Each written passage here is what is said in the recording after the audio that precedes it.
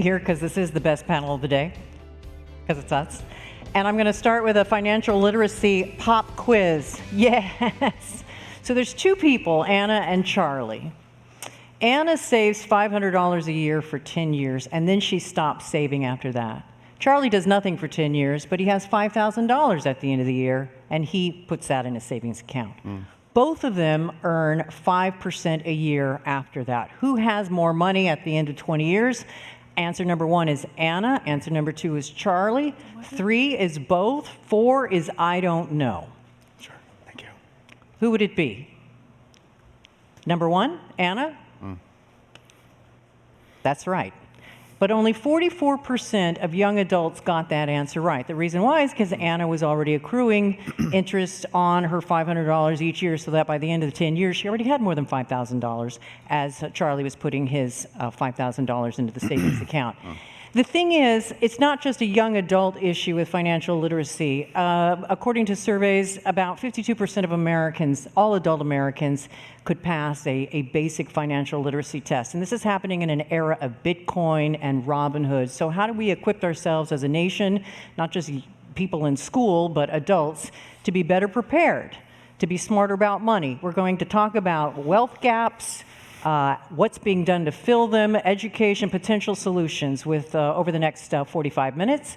But first, as I introduce each panelist, I want each panelist to explain what he or she does and what drew them to this area. So, Ray Bashar, let me start with you. What do you do and why do you care? Thank you, Jane. Thanks to all of you as well. I work at the Federal Reserve Bank of St. Louis, the Institute for Economic Equity. I think that kind of explains what we actually do.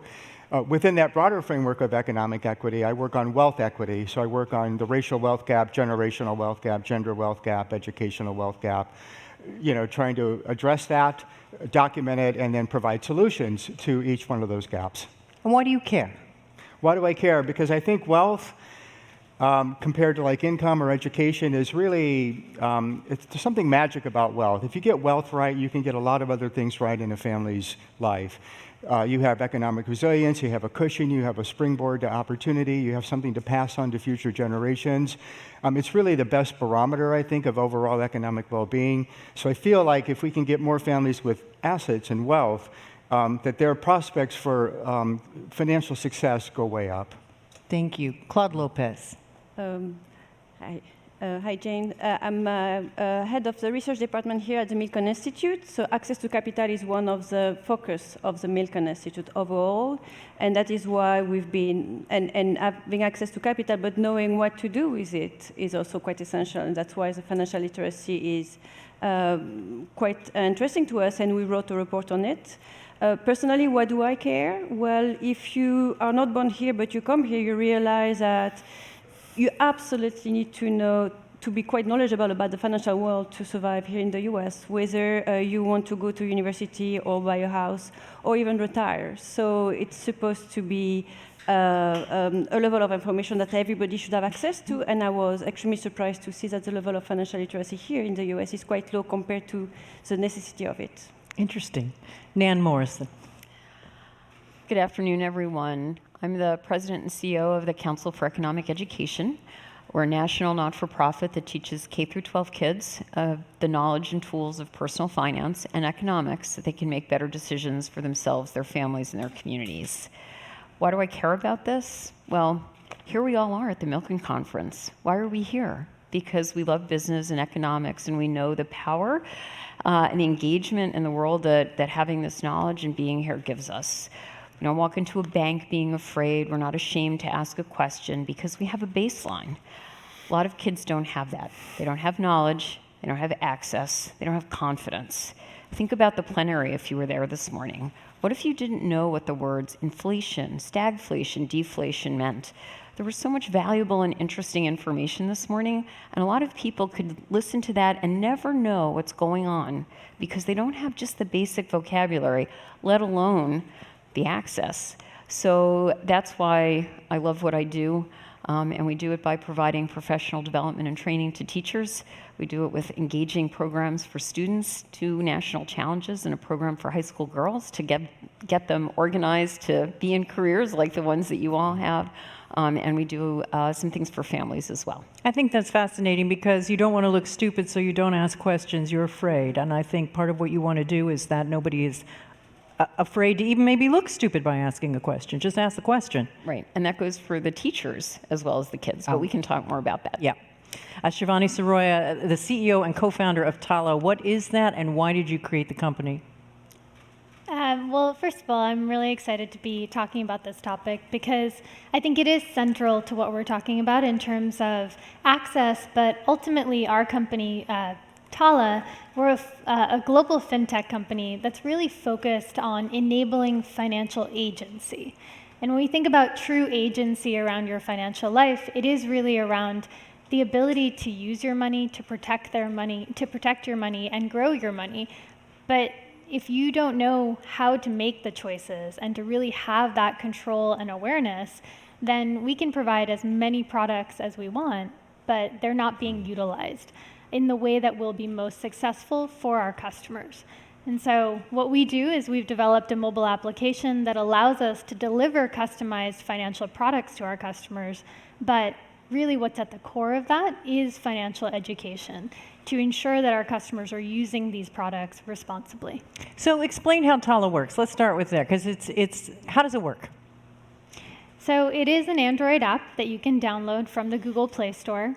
We focus first on really providing access to liquidity, because we do understand that the underserved customer around the world, there's about 2 billion of them around the world, don't have access to liquidity. And that is a true need that they have. And so if we can prove to them that they can trust us by us lending to them based on their mobile data as well as behavioral data, we can then win their trust. And then from there, we start to bring them into other financial products.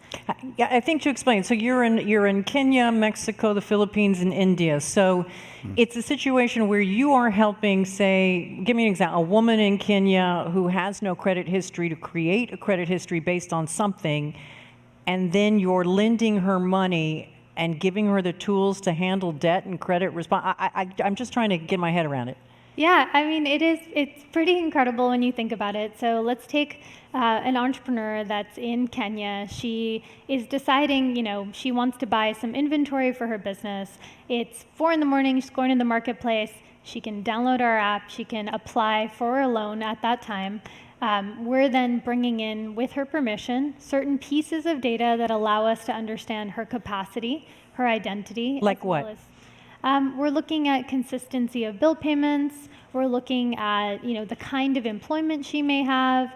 We're understanding how she goes through our application. So if a customer is going through a loan app in, 30 seconds, you question whether they're taking that responsibly, right? Or you're starting to understand, does she have a bank account?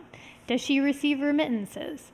We're understanding the kind of ID that she's giving us, since most emerging markets don't have national ID systems. So we want to understand, is it a voter ID, a ration card? What are those things that can give us more context on her daily life? And ultimately, that's the thing for us, is really thinking about the context of an individual. And that's how we can then understand what products makes the most sense for them. What's your default rate? Our write-off rate's actually below 6%. That's fascinating. I'll get into fintech in a bit about how that helps with financial literacy, but let's first define the term. Nan, let me start with you. What is financial literacy? What does that mean? Sure. You can balance a checkbook? Well, coincidentally, and I know you guys didn't know this when we put this panel together, but on Thursday, we're releasing a new version of the National Personal Financial Literacy Standards. It's been a joint effort across academia, a whole bunch of organizations that work on financial education for kids, K through 12 teachers. We really had a lot of expertise going into it. And we defined 6 different areas: earning income, spending, saving, investing, managing credit, and managing risk. And what we've done is we've developed benchmarks for 4th, 8th, and 12th graders as to what they should know. Because it's about not just, does a kid say, oh, I should save 10%, but what are the decision-making, what knowledge do they need, and what are their decision-making skills? So I'm going to give you an example of a benchmark for, I love going to the 4th grade ones. So in 4th grade, around spending, for example, we think that a 4th grader should understand how money can be spent to increase one's own or another individual's personal satisfaction or to share the cost of goods and services. There's a little econ in there, Ray. And one of the things that the child should learn, we call it a learning outcome if you're an educator, is describe the ways that people in a community share the cost of services available to everyone. This is 4th grade. And what's great about defining it this way is that then they're accessible, right? You can write an exam against this. And then you can start to do the research to say, wow, if I have a well-trained teacher and the kids are learning to these standards, can I see over time, as the teacher gets better, do the kids learn more? What are the children that are exposed to this and learning doing in terms of behaviors over time? And there's more data on that behavior, but I'll pause there. Should financial literacy be a graduation requirement? Here in California, ethics studies is now a graduation requirement. We used to have home ec. You know, I'm 100 years old, and you'd learn to make a budget and home ec. Should this be mandatory? Absolutely. So Why isn't it? Well, there are a lot of reasons for that. So we published something called the Survey of the States. There'll be a new one in January that talks about how states are doing in terms of having requirements passed. Right now, only 21 states absolutely require a class to be taken to graduate, but the number is actually a little worse because only 6 of those require a standalone class.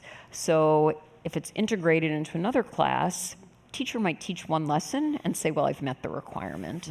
So, and why does that happen? Because teachers are just like any other miscellaneous adult in the universe.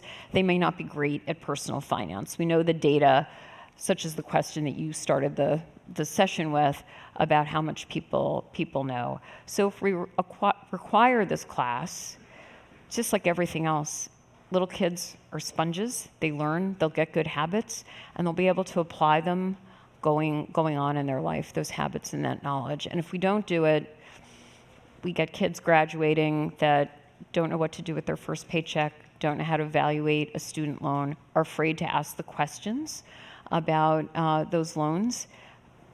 One short story, our Secretary Cardena of the Department of Education did a town hall. Somebody asked him a question about student loans, and she said, I didn't really understand what forbearance on my loans meant, and I didn't understand that the interest rates and interest still piled up. So she still had, 20 years later, $36,000 worth of loans to pay off, and most of it was interest. What if she had had just the knowledge of that one vocabulary word when she went into thinking about how to pay off her debt? Her life would be different. Claude, how do you define financial literacy? Well, I think Nan did that for me because you actually came up with the main part of the report that we wrote at MI, the fact that there is no standardized definition of it. And so even though we all understand the concept, it's extremely important to identify what are the required level of knowledge that you need to have at different phase of your life. And starting as children is actually very important. Those needs will depend on whatever you want to do in life, of course, but you need to have a base, benchmark base, that allow you initially to make the right decision. More than just acquiring knowledge, it's also being able to use it. So it's not a static thing, it's a behavioral change that you want to trigger.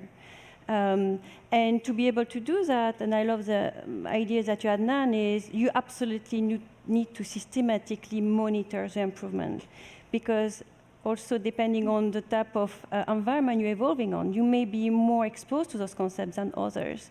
And so while we can have common benchmark, the way to achieve them successfully for each individual need to be tailored to the need of the individual. You talk about the need to assess, and how do you hold these programs accountable?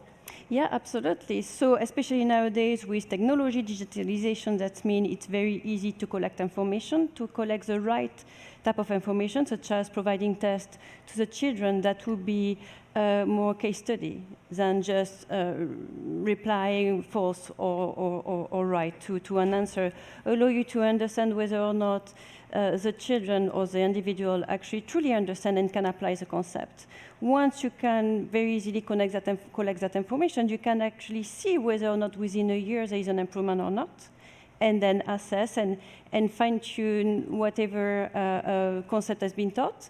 And those concepts will also evolve very fast. As we said, we talked about having access to capital, understanding inflation, interest rate, but there is also with the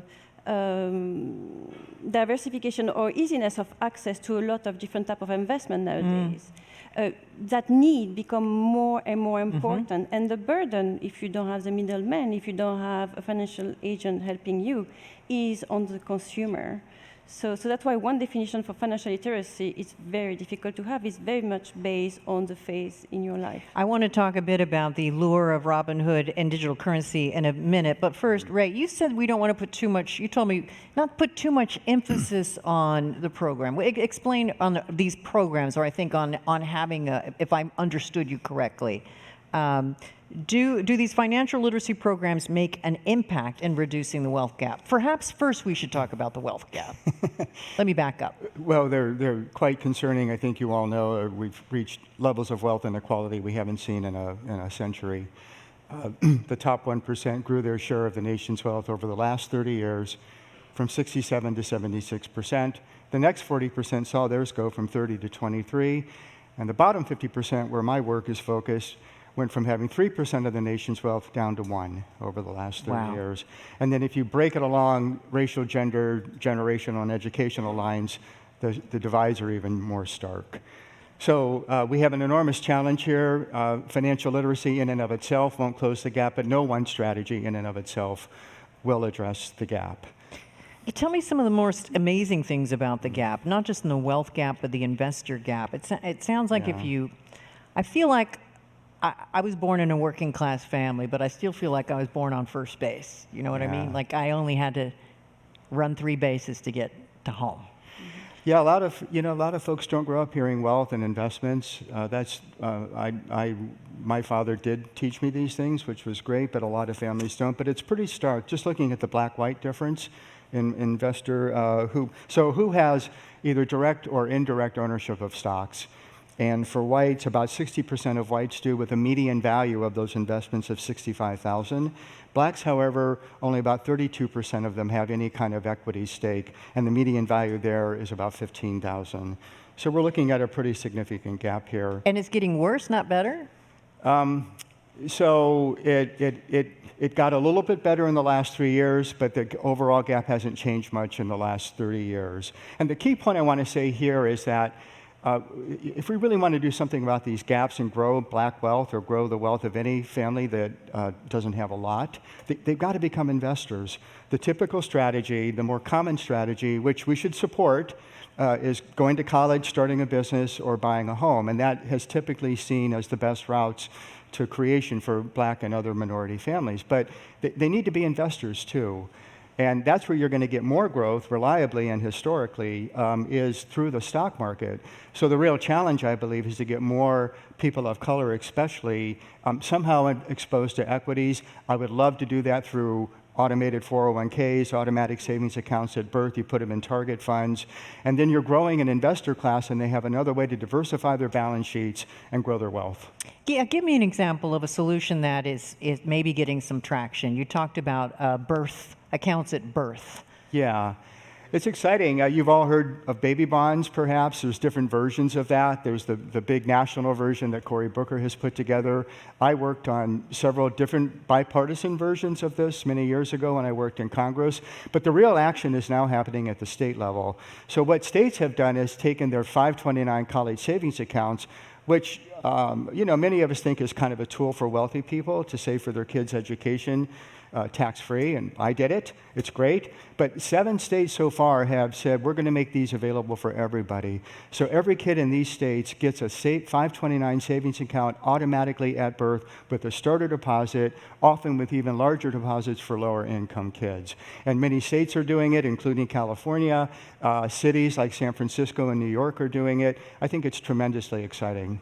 I want to talk about Robinhood and Bitcoin because it is attracting young investors. What's the positive and negatives of this sort of rush for a digital currency and a Robinhood account where like, hey, it's a game?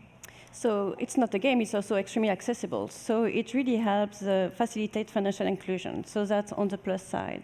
However, and access to a lot of different investment directly, that otherwise you would not have access to that. However, the downside is without any extra training of understanding exactly what you're doing, you may end up not having a clear understanding of the risk that is involved in making those decisions.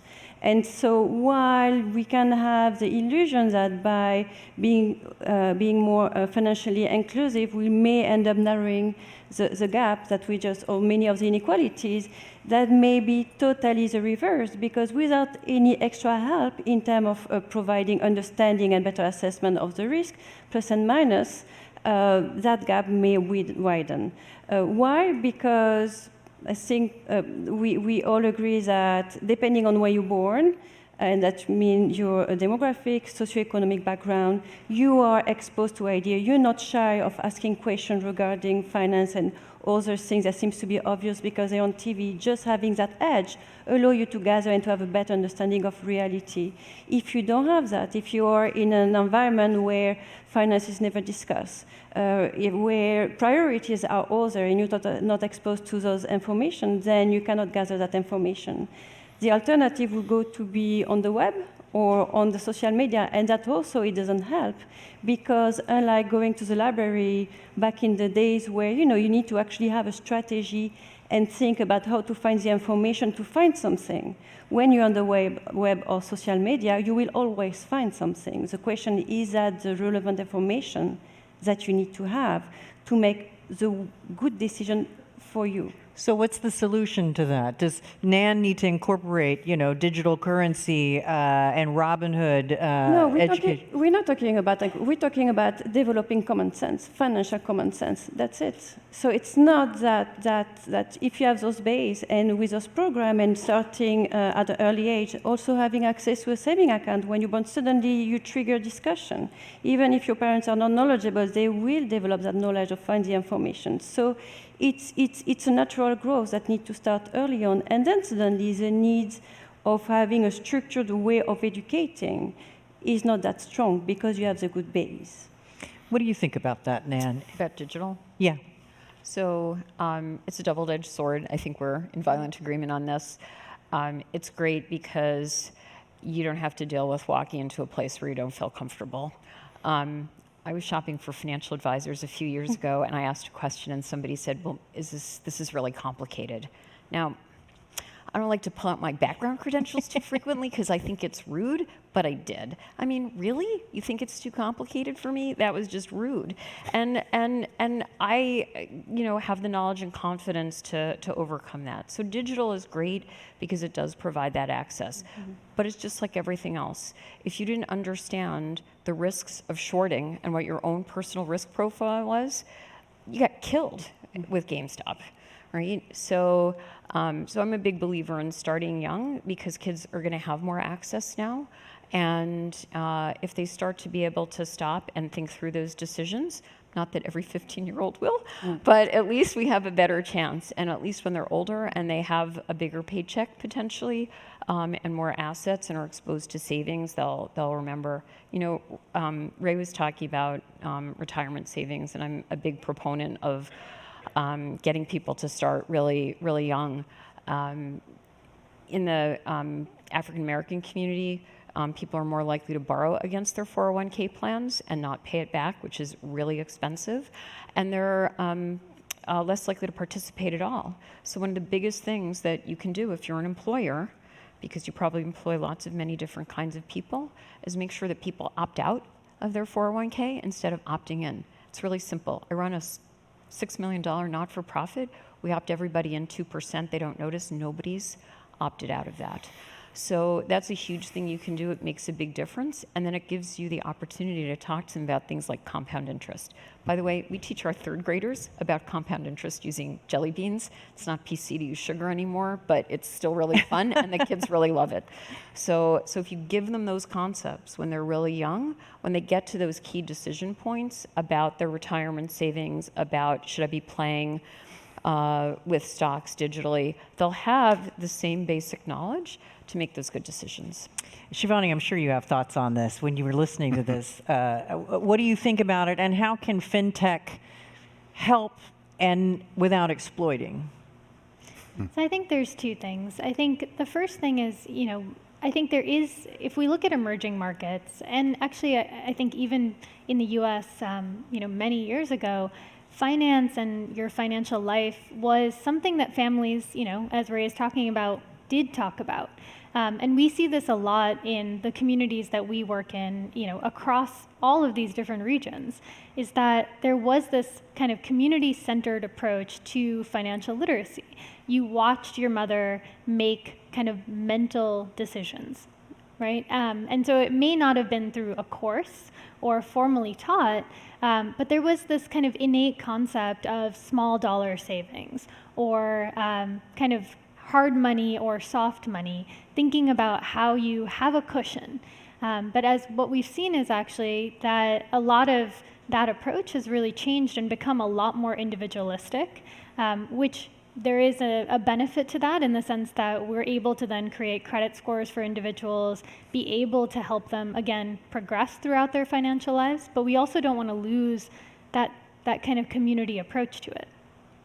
Because in some ways, that is supportive. And so I think what we've done within our app is actually allow individuals to learn from each other. And so we have something within the app called the TIAA community. And so because 70% of our customers use the capital for working capital, it's important for us to be able to pair them not just with financial literacy, but also business education and business skills. So how do you price your inventory? How do you think about who you should employ next, or where should the next location be? What other kind of crop should you go into? Those are things that instead of us providing that information, they would rather learn from each other. What's your average loan, and where do you get your capital? So we raise capital very much like in that sense, we have asset-backed facilities. So our portfolio across each market has a dedicated pool of lending capital. And we actually raise money in US dollars. And so this is an area where we actually really think crypto or kind of digital currency can actually help further our business in terms of providing greater access. But we raise like any other lender here in the US, and then in terms of the average loan size that our customer takes, I would say it's between about $150 on a monthly basis. And when you raise capital, you say they run a credit check on you personally, right? Yes. Have you learned to improve your own credit report using your own tools? I mean, of course, but I think the difference is, my background was a mix of investment banking. I also studied econometrics, health economics, and You're a good risk. I budget, yeah. Now, let me ask you about teacher training, because I would suspect your average teacher doesn't know about margin accounts and that sort of thing. And so what is the challenge in training teachers, and where do you get your capital to provide them with the materials and the training? So teacher training is crucial. There's been some research that came out in the last year or so, really good research from the National Endowment for Financial Education that looks at the difference when you have well-trained teachers and really well-developed educator-developed course material on children's learning. So we were chatting at lunch, and I said, if you went to your kid's school and they said, we have just hired this amazing person, and they're an expert in Turkish languages and culture and literature, and they're going to be teaching here, they're teaching AP physics, you would say, hey? But that's what we do with personal finance and also economics. We hear from teachers all the time, gosh, they just asked me to teach this class, and I have no idea of what to do. I said, I'm not so good at my own personal finance. So it's really crucial. So we do a couple of things on that front. We provide the professional development by teaching teachers about how to manage their own personal finance. And then we teach them about engaging lessons that they can use in the classroom against the standards that we talked about earlier. And we have actual educators providing and developing those lessons so that they meet those standards, so that they meet learning standards. One of the biggest challenges in financial education is that there are a lot of people that look just like all of us, including me, because I used to be in business, who think, oh, I have an MBA, I can go teach personal finance to a 5th grader. Really? My mother had 2 master's degrees in education. She could teach. She could teach anything better than I could. So once we start treating it like a subject, we get the teachers that have the knowledge and the experience, and then that absolutely translates into learning and knowledge for kids. Are you seeing any measurable results? You've been at this a long time. So in the last 5 years, how much have the CEE programs grown? What's the outcome? So I think that the best outcomes that I've seen are some research that was done recently about the longer term effects of financial education in states where it's required. And it's really beginning to show that, we're making a difference overall. So Carly Urban is one of the great researchers in our field, Anne Marie Lusardi. And here's what the research tells us. If you're a student in a state that requires financial education, you make better decisions about college loans. You tend to get more scholarships.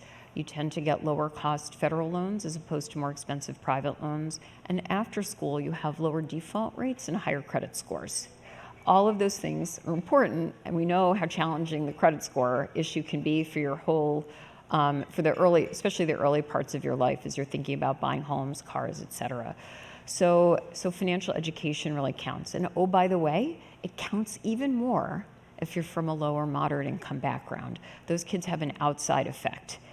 Sadly, if you're in a state without any requirement to take personal finance, you are 15 percentage points less likely to be able to access it at all if you're in a lower moderate income community. So there's lots of goodness from providing this education to the students in real ways that we can now measure, and yet a lot of kids just don't have access. Ray, I know you just got a book out now about the wealth investing gap. When you hear stuff like this, what are the solutions that you're seeing that need to come about? Yeah, I should first connect just my advocacy of baby bonds and 529s at birth to the great work that they're talking about.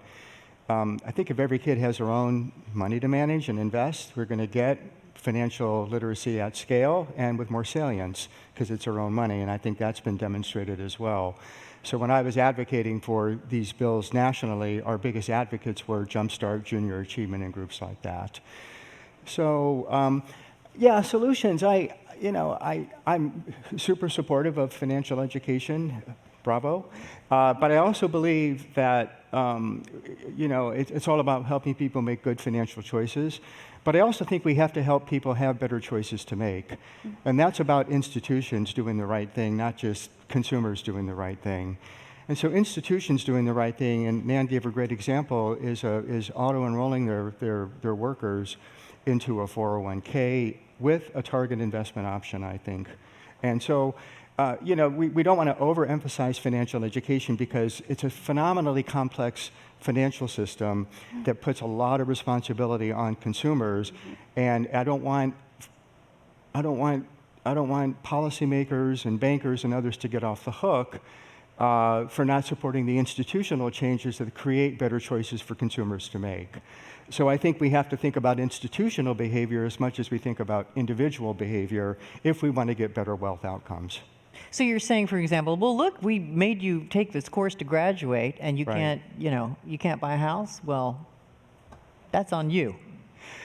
It's kind of what you're saying we can't let happen. Well, right. I mean, look, people need to be responsible. They have agency. I believe all that. But I also think that in this particular U.S. financial system, it's so complex that we can't just put it on individuals. And if they have low wealth outcomes, say, well, it's all your fault. Well, no, it's the fault of policymakers and financial institutions and nonprofits and all of us really to create better choices for them to make in the first place. The reason we have these terrible wealth outcomes is because too many institutions deny too many people and people of color and women from having good financial choices to make. And so when you see a lower wealth outcome among people of color or of women, you can't say, well, you made bad choices. No, we didn't have good choices to make. So I think this institutional role needs to be emphasized as much as the personal role. I know you can't talk about the Fed's mandate, but they're part of their mandate is supposed to be beyond just inflation, managing inflation and employment as best as they can to try to do something about financial inequality. What is the Fed doing that you can talk about in these terms? How can I ask that in a way that keeps you in your... Well, I won't get in trouble. Right. Does the Fed have a I'm role? not supposed to talk about monetary policy, and I won't. And these are my own views, which I should have said earlier. We're doing a lot, I think, and I think we want to do more. I'm sure Nan relies on the economic education resources that the Fed provides. We do studies on savings and wealth gaps and education gaps. The research and convening part is an important part of our job. The Community Reinvestment Act has played a really important role in leveraging capital in low-income communities. Centers like ours, the Institute, have been started all over the Fed. Racial equity has become critically important. We started an entire series on racism in the economy, featuring all the Fed presidents, or most of them. We have one on Wednesday on the racial wealth gap. So I think the Fed, admittedly, maybe 20 years ago wasn't as concerned about inequality. I think they're very concerned about it now, in part because it does show, there are studies showing that it actually hurts economic growth when people can't fully participate in the economy, whether you're a woman, a person of color, somebody less educated, younger folks. These low-wealth families, when you give them opportunities to be economically active, they grow the economy as well. So it is consistent with the Fed mandate to grow the economy is to be engaged in wealth inequality. Claude, you look at the data. What does the data tell you? Are there any hopeful signs? What are we missing here in this conversation so far? So what are we missing? So the data was not hopeful. I mean, the landscape and the way financial literacy is being assessed for the entire US, because that was the goal of the report, is there is strictly no change for at least the past 20 years. Wow. The issue, however, is, and at least 50% of American adults are unable to make the right decision compared to their own situation. But I think what's missing the most is the lack of data, the lack of monitoring. So there is a lot of different initiatives. There is a lot of financial literacy is very much a buzzword. Everybody agrees that it's a fantastic word and it's something that has to be done.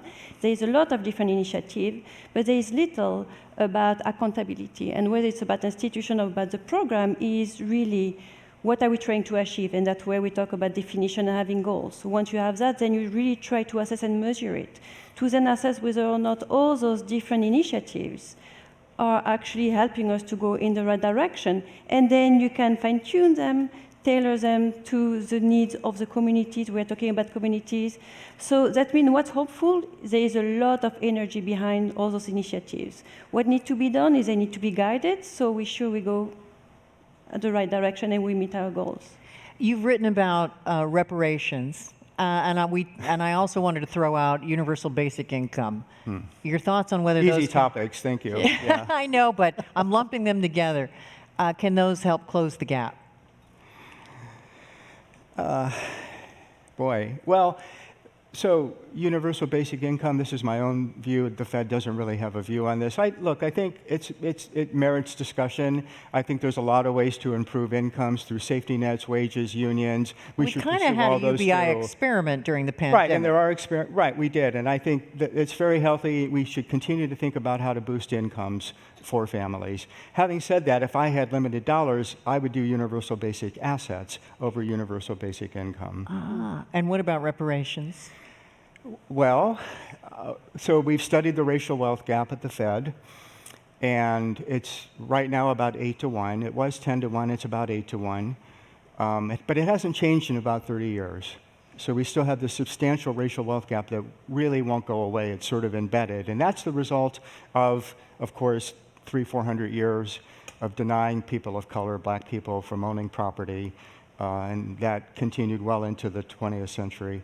So I think if you want to actually do something about the racial wealth gap, meaningfully reduce it, I think reparations have to be considered. You can't just save your way out of an 8-to-1 racial wealth gap, or even baby bonds or student loan relief in and of themselves probably can't narrow a gap that is the result of centuries of denying people of color the ability to accumulate wealth. So I think reparations have to be seriously considered if you want to make a serious dent in the racial wealth gap. You know, we did studies, and anyway, I'll just leave it there. We're running out of time. I want to end with that. If money was no object, what would you do in this field? And I think you just said universal basic assets. So everybody would have, 100 shares of Apple? Well, I'd like 100 shares of Apple. Not surprisingly, I would create investment accounts at birth for every kid as they're born, and eventually we would have an investor class in America, and they can use that money to buy shares of Apple if they want. Claude, money is no object. Then it's all about education and making sure there is the right training for the educators and very much community-based. So, you know, there is places where there is more need, and to be able to provide the training and the different program and system, maybe the app that's going to make it interactive, but it's all about education at a very early age that provide the tools to really meet the needs and the goals that we're talking about. So is anybody creating an overall assessment tool for all these various programs? Is anybody doing that? Are you doing that? Centralized, there's a lot of innovation. So far I haven't found none. You can tell me, I think. We have a couple of standard test tools that were developed against the last set of standards, and it'll be revised against to be used against this set. So for the right ages in the K through 12 universe, but we have tools for teachers that they can use. There is no ACT for personal finance. So there is no. So the answer is no. Right. But there's something. There's something for younger kids. And if money was no object? So pretty much every school district in this country has somebody who's head of the math department, the English department, science.